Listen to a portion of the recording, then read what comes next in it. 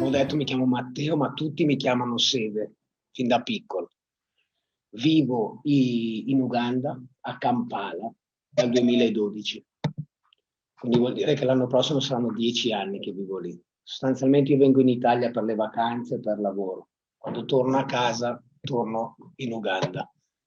Voi sapete dov'è l'Uganda? Perché io nel 2012 non sapevo dove fosse quando sono partito. Centro Africa, sull'equatore.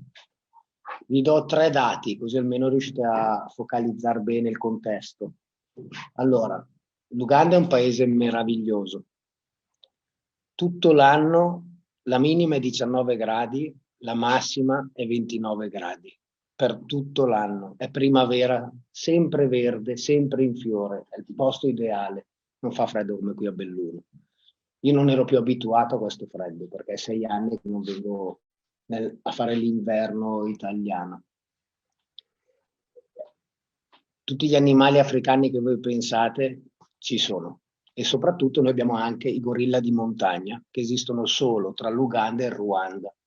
La gente viene in Uganda soprattutto per vedere i gorilla di montagna, che sono una rarità.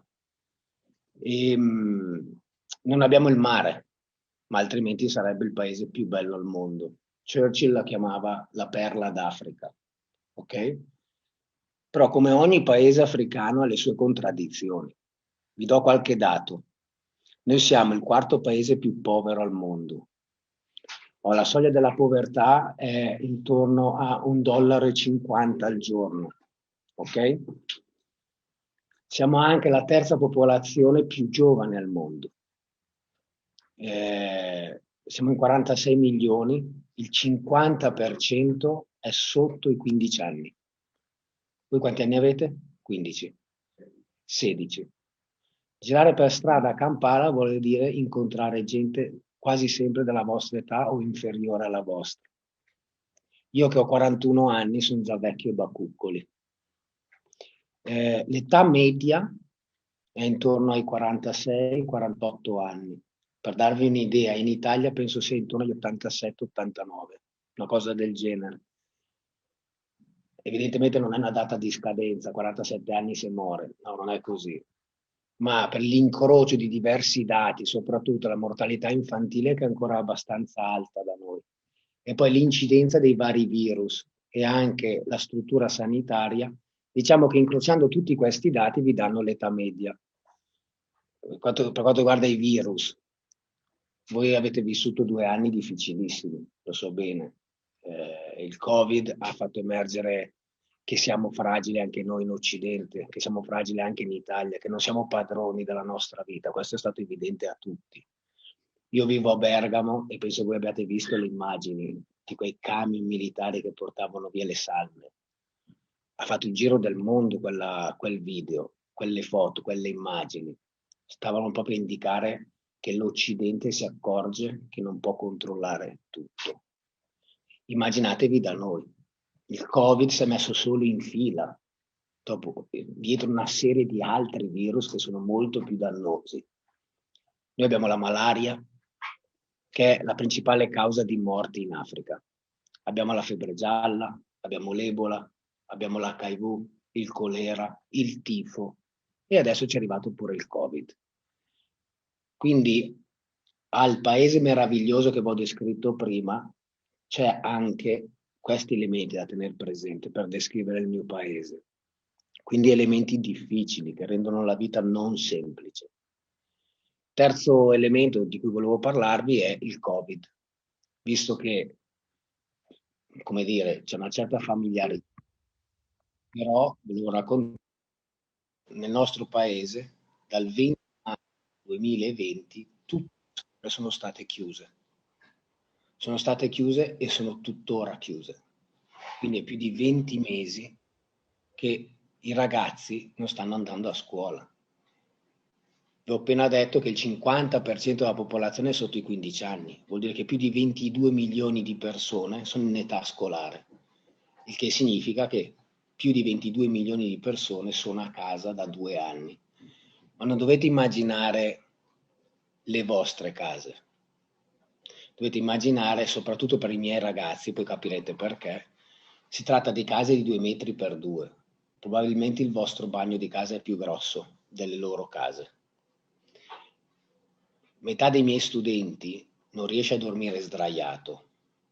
I materassi non ne parliamo nemmeno, ma sdraiati quantomeno sul pavimento, perché non c'è spazio a sufficienza, perché le famiglie sono numerose e quindi a turno dormono su sedie. Stanotte dormi te sulla sedia, stanotte dormi te, io ho dormito ieri notte, va bene, allora dormo io sulla sedia. Non c'è elettricità, quindi dimenticatevi la tele piuttosto che, non so se c'è ancora la PlayStation o queste cose, scusate, ma da 10 anni magari è cambiato tutto. Cioè, non c'è l'acqua. Sostanzialmente stare a casa per 2 anni vuol dire essere reclusi in una cella fatta di fango, lamiera e paglia. E infatti io che sono in Italia da 18 giorni, sto girando un po' di scuole, non vi nascondo che tutte le volte che entro in una scuola mi viene da piangere. Mi viene da piangere perché dico, siete fortunati e dall'altra parte mi vengono in mente i miei studenti perché la mia scuola è 2 anni che è deserta. Entri nelle classi e non vedi nessuno. E il mio pensiero vola immediatamente ai miei studenti. Questi sono i 3 elementi iniziali con cui volevo un po' introdurvi il paese da cui arrivo. Vorrei adesso raccontarvi un episodio, sempre del Covid, per poi raccontare l'origine della scuola in cui io lavoro e vivo. Allora, come avevo detto, le scuole chiuse. Il 5% della popolazione ha accesso ad internet, quindi dimentichiamoci la DAD. Non è esistita. Io penso che voi abbiate fatto parecchi mesi in DAD, probabilmente. Lì non esiste l'internet. E quindi noi ci siamo ritrovati il 20 marzo 2020 con le classi vuote e pensando che i ragazzi avrebbero passato parecchio tempo a casa. Noi non abbiamo libri di testo.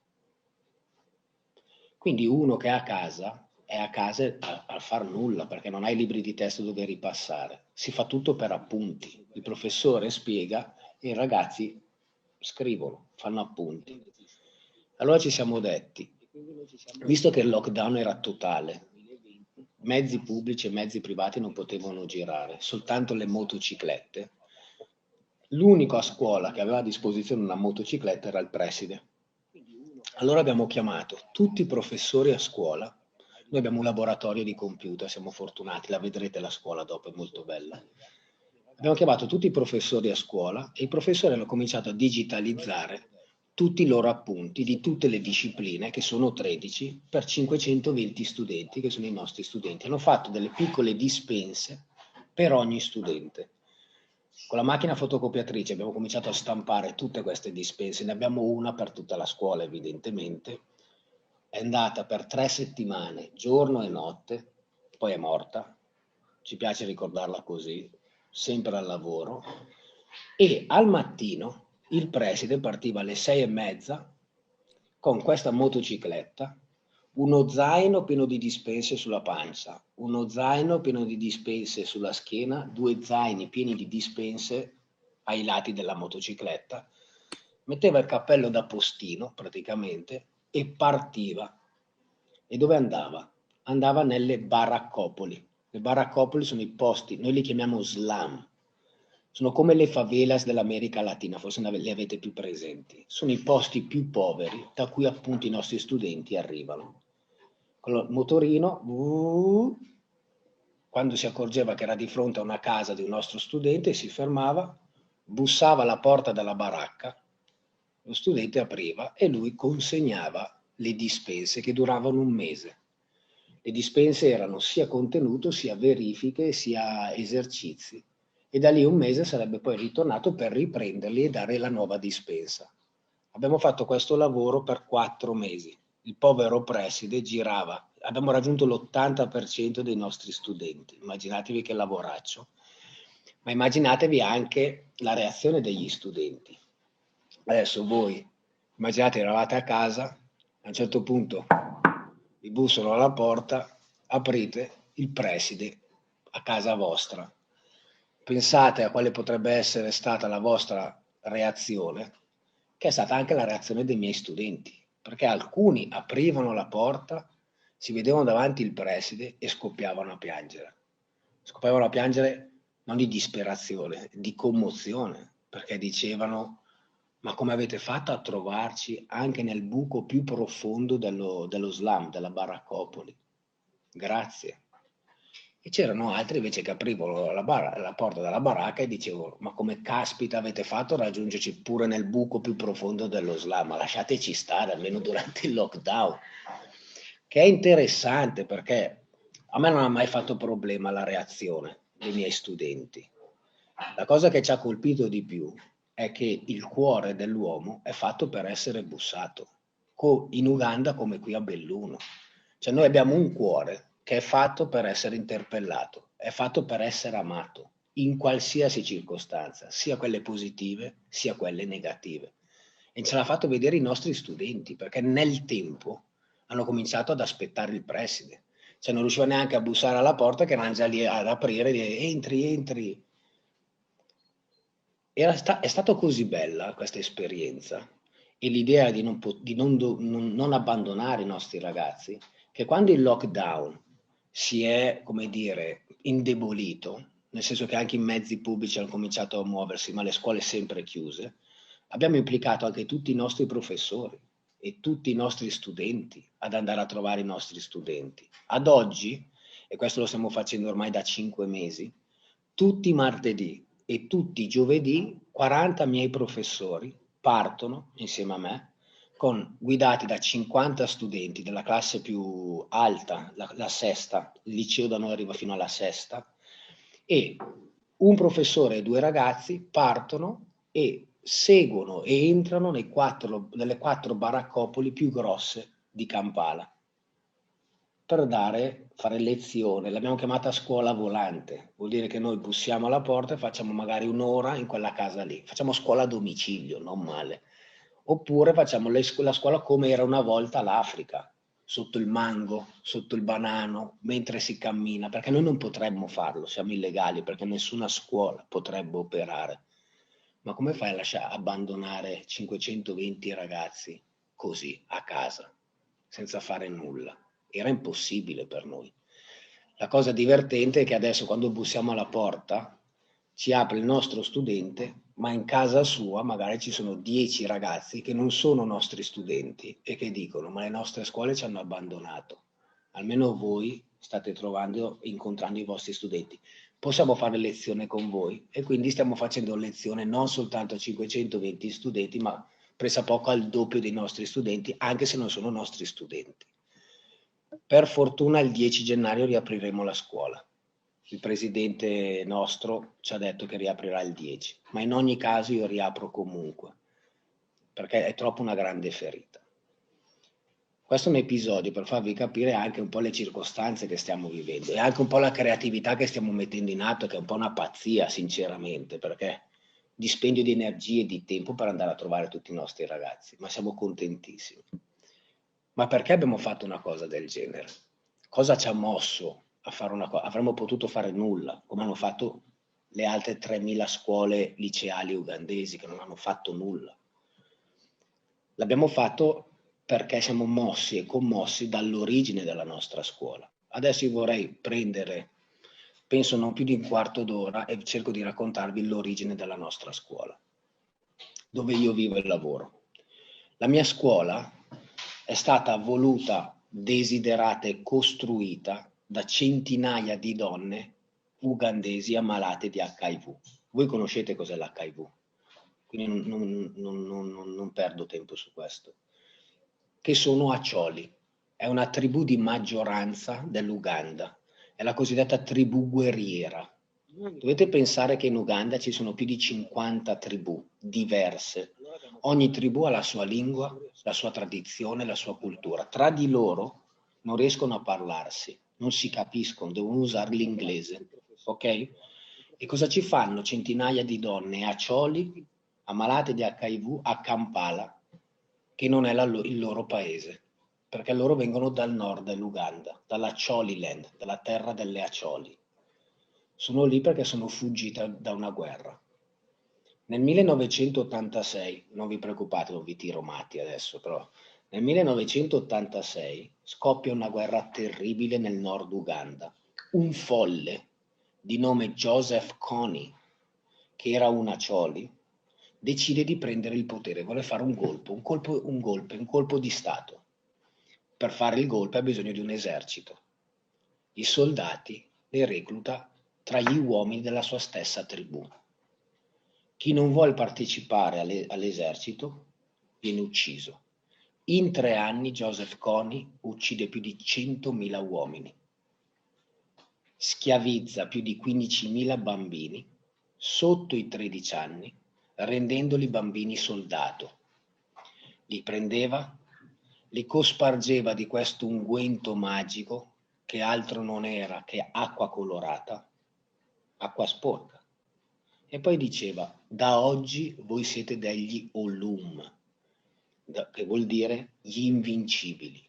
I proiettili non vi faranno nulla.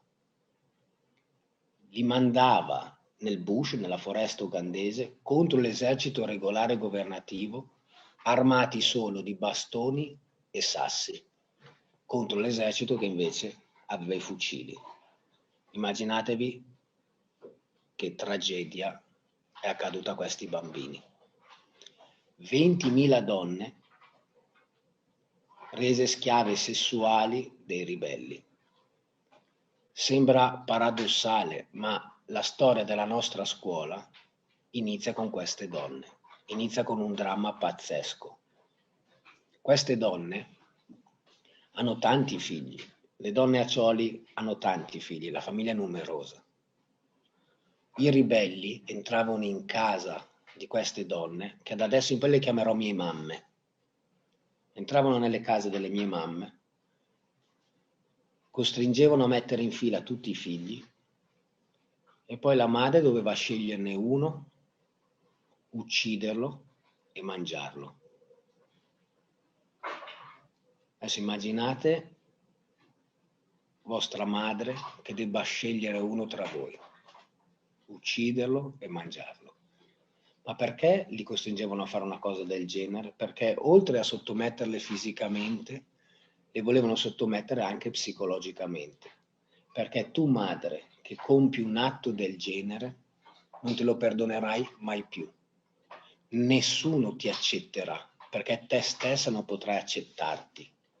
E quindi dovrai stare solo con chi fa tanto male quanto ne hai fatto te. Sei costretto a stare con noi ribelli. È chiaro il concetto? La guerra è durata 20 anni, è finita nel 2006. Tantissime donne sono state costrette a stare coi ribelli. Vi faccio un altro esempio per farvi capire il dramma. A volte i ribelli costringevano le donne, per disumanizzarle, a cucinare in piedi, mettendo i carboni ardenti sulla testa e facendo bollire l'acqua sulla testa.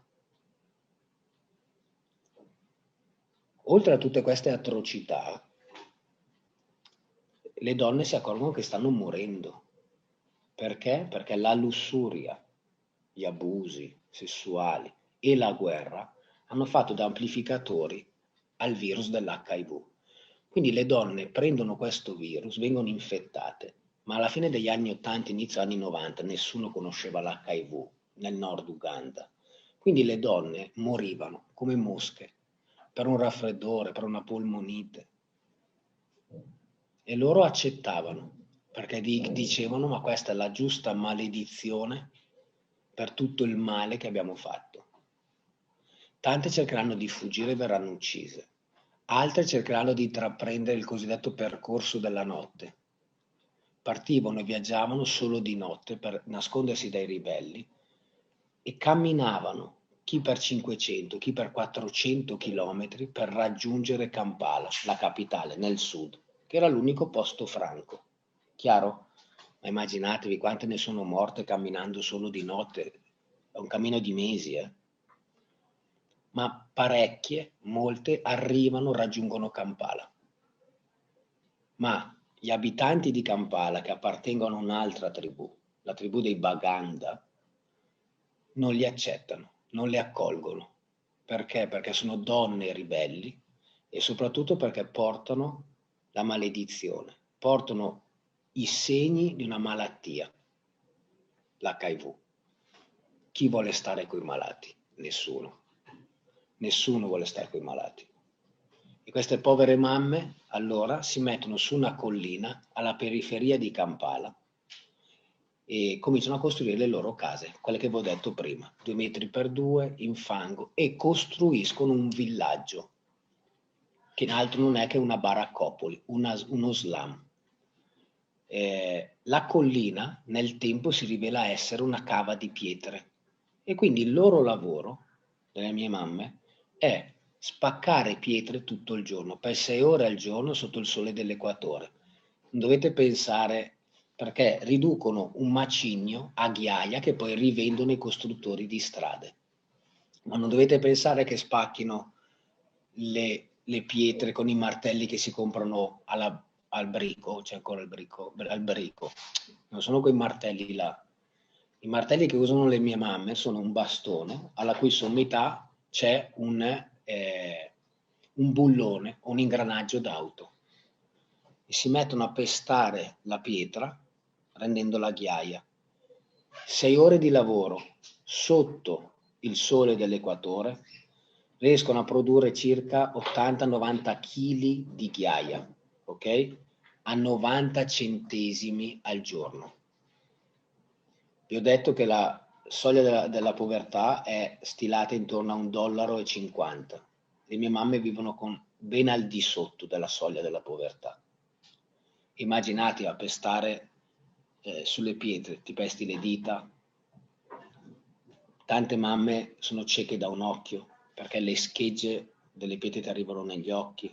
Una vita terribile, ok?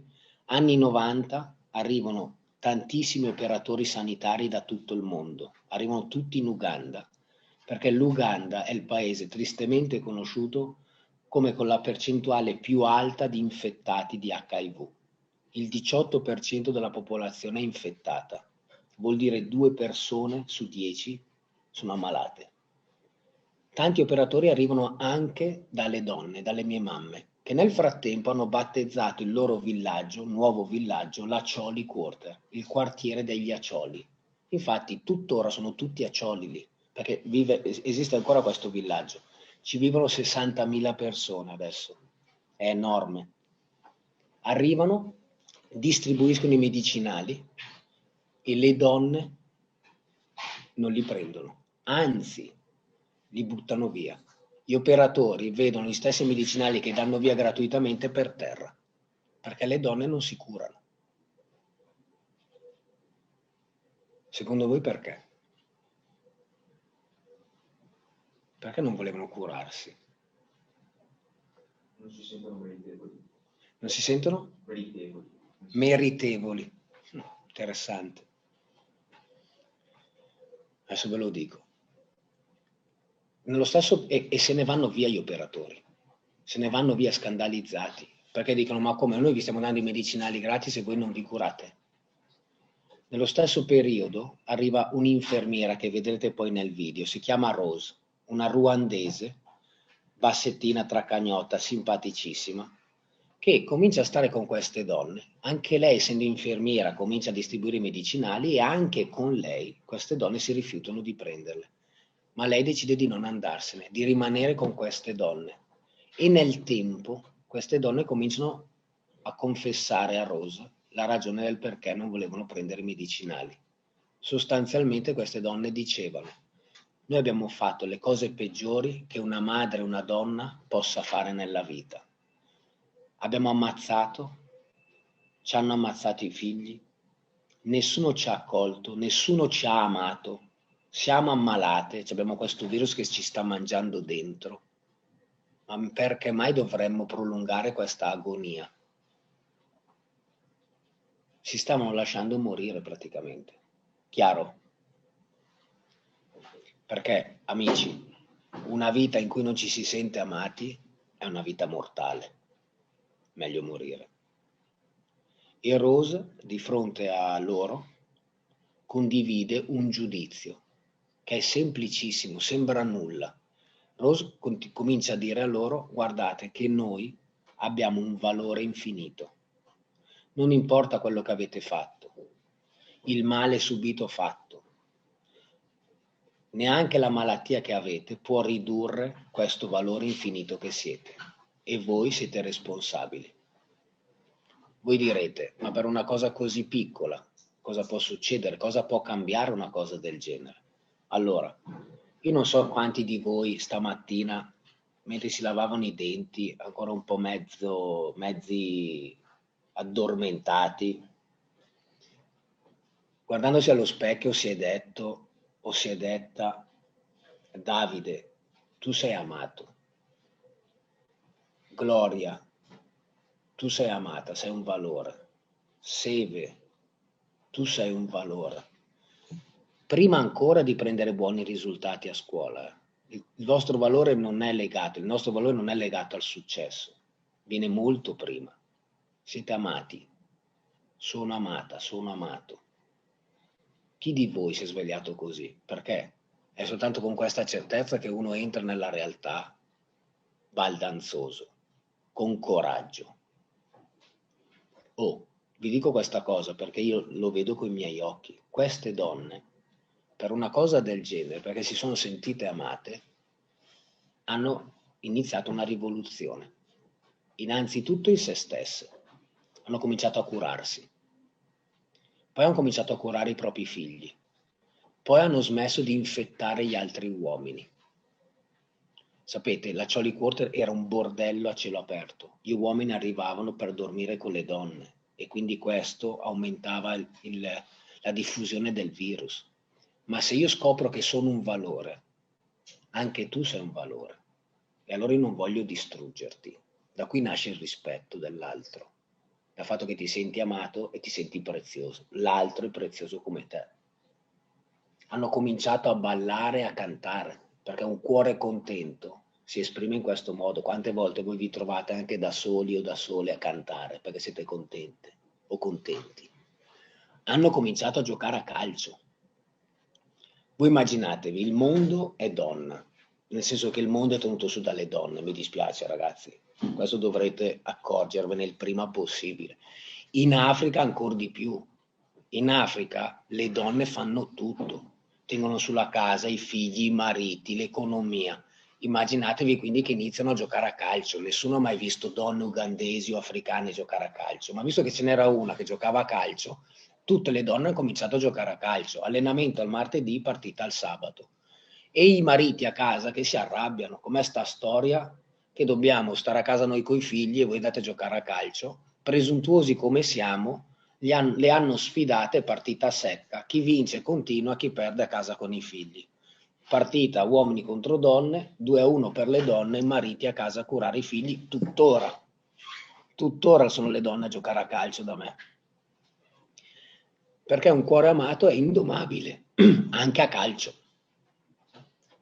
Dovrebbero conoscere la Juventus, dovrebbe conoscere le mie mamme in questo preciso periodo in cui non ci mettiamo cuore. Vi faccio un esempio per farvi capire che tipo di potenza sono le donne, le mie mamme. Nel 2004, voi forse non eravate nemmeno nati, 2004 c'è stato un uragano in America che ha distrutto la città di New Orleans. Le donne stanno spaccando pietre e sentono alla radio la notizia. Corrono da Rose, dall'infermiera, e dicono: dobbiamo fare qualcosa. E Rose dice: cosa vogliamo fare? Rose, hanno perso tutto. Facciamo così, li ospitiamo noi a casa nostra. Li chiami e gli dici di venire qui.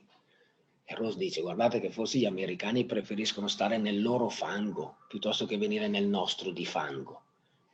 E le donne si arrabbiano, dico: e allora? Vabbè, Rose dice: beh, diciamo una preghiera. E queste donne dicono: no, tu con noi non hai pregato innanzitutto, tu hai condiviso tutto con noi. E noi non vogliamo che alla nostra morte qualcuno preghi per i nostri figli. Noi vogliamo che qualcuno si prenda cura dei nostri figli. Facciamo così, ci prenderemo noi cura degli americani. Queste donne spaccano pietre per 3 mesi. Vanno in città a chiedere l'elemosina per gli americani, raccolgono $900, che sono un sacco di soldi, 90 centesimi al giorno guadagnano, $900, che sono un sacco di soldi, letteralmente, perché il nostro soldo è molto debole, quindi sono un sacco di banconote. In effetti mettono tutte queste banconote in un sacco nero e lo portano all'ambasciata americana, che probabilmente è stata la prima volta nella storia dell'ambasciata americana che viene recapitato dei soldi da ugandesi per aiutare gli americani. Al che l'ambasciatore manda il vice ambasciatore a conoscere queste donne. Il vice ambasciatore arriva nella Jolly Quarter, vede lo strazio, la povertà, la miseria. Vuol dire che non vede nulla. Davanti a sé centinaia di donne e esplode dicendo: quello che avete fatto è ingiusto, non avete nulla, dovremmo essere noi a aiutare voi, non voi aiutare noi americani. E tra di loro si alza una donna, 1,75 m per 80 kg, soprannominata da tutti Ronaldo, perché faceva un sacco di gol. Era centravanti di sfondamento, nessuno la fermava. Ha fatto la doppietta nella partita secca di cui prima.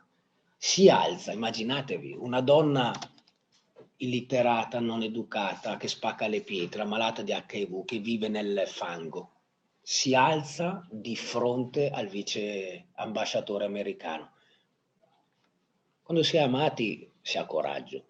Noi abbiamo vergogna a alzare la mano se siamo in 5. Sta qua di fronte al vice ambasciatore americano e dice, ecco, quello che dice secondo me è da tatuarselo, un po' lungo, quindi, però è da tatuarselo, dice: lei sbaglia, perché il cuore dell'uomo non ha colore né razza né tribù. Il cuore dell'uomo è internazionale, si commuove e si muove. È per questo che abbiamo aiutato gli americani, perché non si può dare quel che non si ha, si dà solo quel che si ha. Abbiamo ricevuto amore, noi diamo questo amore. Mizzega. L'ambasciatore si è fatto piccolo così e Ronaldo se l'è pure magnato, per dire.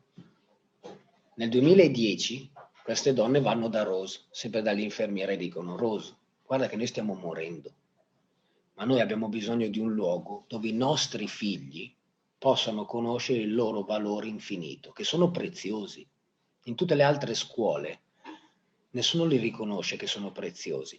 Dovete pensare, parentesi, che il 99% delle scuole ugandesi picchiano col bastone. Il professore ti entra dalla classe con una mazza da baseball in mano, cioè un bastone 20 cm per 10 di diametro, una mazza da baseball. La popolazione carceraria ugandese, per il 7%, sono ex professori che hanno ammazzato letteralmente i loro studenti di botte, ma non per la disciplina, per i risultati. Se tu non performi bene, vieni picchiato. Ad esempio, se una maestra, un professore setta un esame di matematica, voi che fate lo scientifico lo capite bene, il minimo è il 60%. Chi prende 60 and above, bene, salvo. Ma chi prende meno del 60% sono bastonate, con questa logica. Se prendi 50, ti prendi 10 bastonate per arrivare al 60. Se prendi 40, 20 bastonate. 30 bastonate. Io non so quante bastonate avrei preso al liceo. Se consegni in bianco, ti conviene scappare e non tornare mai più a scuola, perché ti ammazzano.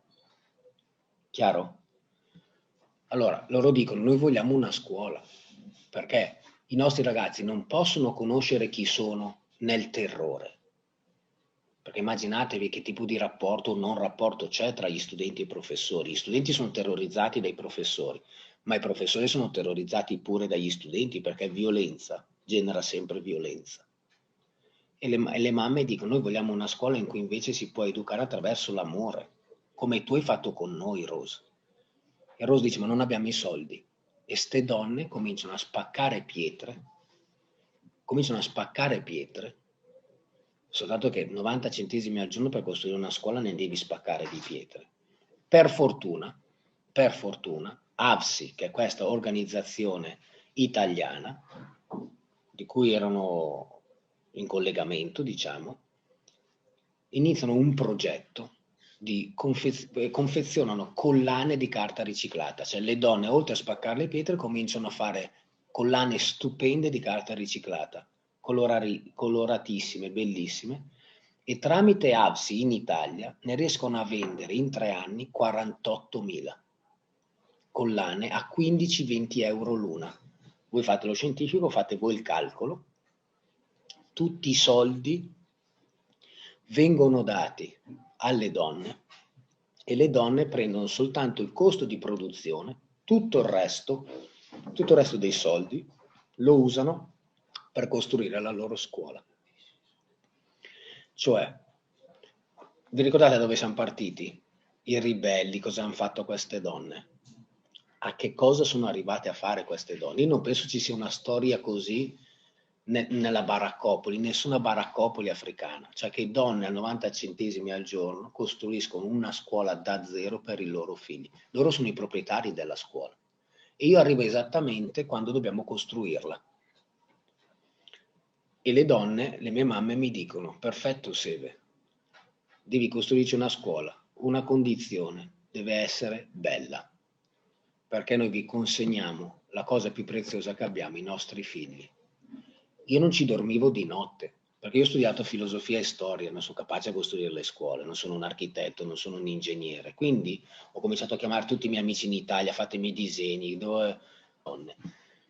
E la scuola in realtà è venuta fuori bene, molto bella. Ed è per questo allora che noi non potevamo stare a casa durante il Covid. Noi, avendo davanti mamme così, siamo commossi e mossi tanti quanto loro. È per quello che non potevamo lasciare i loro figli, i nostri figli, nell'abbandono più totale. Avete capito perché? Allora io mi fermerei qui. Vi farei vedere adesso questo video, dove vedrete proprio i volti delle mie mamme, i volti di Rose, la scuola, i ragazzi. E poi dopo concludo dicendo soltanto un'ultima cosa, ok? Grazie per l'attenzione, tra l'altro.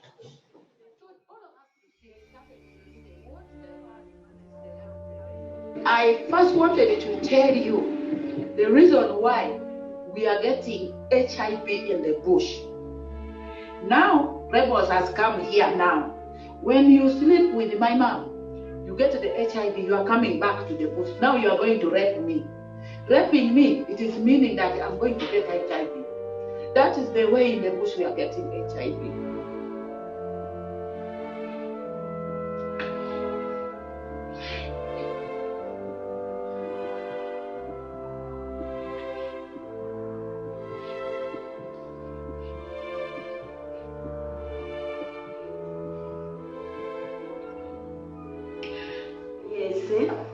E riconoscevo e poi rivisitavo a casa finché sono finito a Chireka, ma ho visto i disastri là e le case erano di fango, erano di paglia, la gente era ubriachi, si picchiavano, litigavano, bevevano. Cavolo, mi è venuto come una commozione, una cosa di fare qualcosa lì. Avevo un desiderio che ogni uomo sia guardato come mi ha guardato Don Giussani. Years old, and next week I'll be making 21 years. I didn't have to say, but as a person, I have just lived for 8 years, living. I first came to this school on the 24th of February. Now, this day is very historic in my life because it played a very great role, like in my rebirth. It's like the day that I was born because of the experience that I encountered that day. Our children had been getting difficulties in other schools, where they always point them that, look, these children, their parents died of HIV, These children are from the bush, so it has been a problem. We prefer this is to build a school whereby our children will be educated and discover themselves that they have their value. So I grew up already hating life and hating myself. So on that fateful day, the morning of Wednesday, the 24th, I came with my mom. We finalized the admission process, and the head teacher, Mr. Kauchi, was to escort me to my class. That's in year 1B, Benedict. He stood, he knocked the door, then he left. So the teacher was teaching. When she saw us, she stopped. She turned and then she started smiling. And for me, it was strange because for the 7 years that I had spent in my primary school, I don't remember any of my teachers smiling at me. So it was a strange thing, and I was wondering why is she smiling? Maybe she's smiling at the head teacher. So I turned and the head teacher had gone. And she was still smiling. And then she said, so we have another baby. So she called me a baby. It was also a strange thing because not even my mom had called me this. Then she asked me my name. No teacher really paid attention, even to know my name. So it was something strange. In my head, something was spinning, and I was saying, this is not real. A un certo punto gli ho detto come una scusa, io non lo so, e loro mi hanno detto va bene, ti facciamo vedere, e hanno cominciato a certi andare nella cava, spaccare i sassi, e gli altri hanno fatto collane, 48.000 collane che hanno venduto all'Arsi, e è venuta la prima tranche di questa scuola.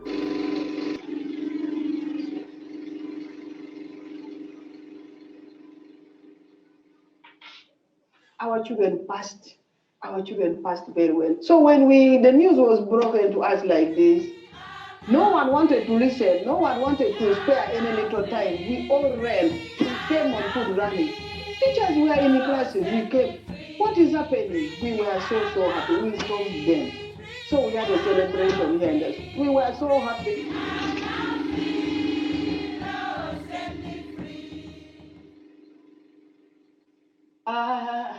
Non abbiamo performato bene, non sono venuto ballo. Ho detto, le donne, adesso i nostri figli non hanno passato bene. E no, hanno passato! Erano già stati cominciando a camminare, cominciando a venire questa parte, a celebrare, perché il nostro successo non sta solo nei risultati. Siamo felici che i nostri bambini abbiano i voti massimi. Siamo felici e festeggiamo, ma festeggiamo anche che hanno i voti bassi. So for me, this day, I really felt loved. I felt someone who loved me genuinely, without knowing who I am, without knowing my intelligence levels, whether I'm a good performer in class or not. Il nostro valore va al di là del nostro successo, perché c'è anche qualcuno che ci afferma in quell'istante al di là del nostro successo, e festeggiamo lui con noi. Abbiamo festeggiato anche lì, abbiamo comprato champagne, abbiamo cucinato il porco. Con il nostro valore vinciamo, andiamo avanti. Se vedi queste donne come passavano le strade, fermavano le macchine per passare loro, passano come un'onda di battaglione, passo, anch'io come vincitore. Kumbaya, oh Lord, kumbaya, kumbaya, my Lord, kumbaya, kumbaya, my Lord, kumbaya, kumbaya, my Lord, kumbaya, oh Lord, kumbaya. Someone singing, Lord, kumbaya. Someone singing, Lord, kumbaya. Someone singing, Lord, kumbaya. Oh Lord, kumbaya. Kumbaya. kumbaya, my Lord, kumbaya, kumbaya, my Lord, kumbaya.